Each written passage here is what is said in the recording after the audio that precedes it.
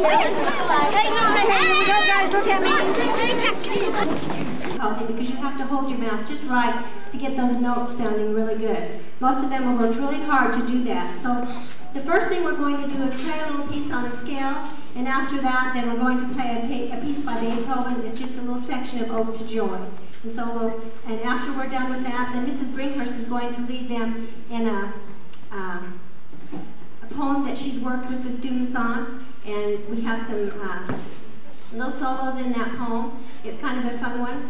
And then after that, we have a guest who's come and helped us a lot at our school, not only this year, but last year also. His name is Mr. Iwasa. His wife works at our school, and he is working on his master's in composition at BYU, and he has come and helped our students with a written piece that they're going to do for you tonight too. So we'll go in that order.